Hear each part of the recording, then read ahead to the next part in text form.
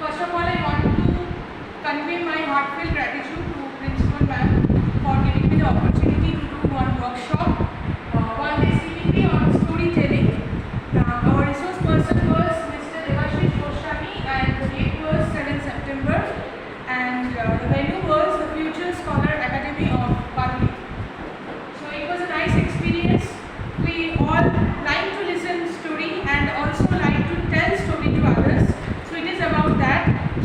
First of all, I want to say you all that storytelling is such kind of technique which we can use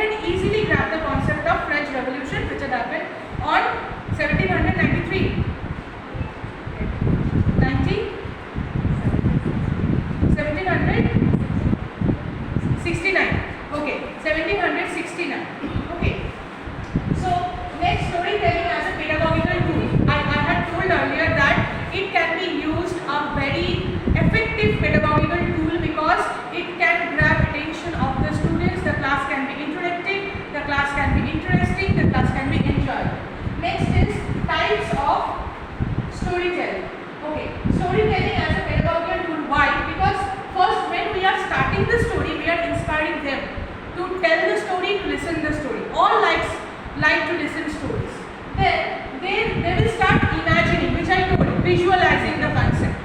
This is very common human instinct that if we visualize, we can remember the concept more easily. Right. So they start imagining the same perspective. Okay. Next, their brain will start functioning. When I am telling the poem or I am reciting the rhyme, Jack and Jill, and I am telling the story of French Revolution, they will connect it. So their brain will start functioning. Then we have to motivate them to make best story, to gather the rest part by their whole, so that their brainstorming also can be done. Okay, next is type of storytelling techniques. First is questions. By giving questions, we can ask them to make a story or to create some interest among them.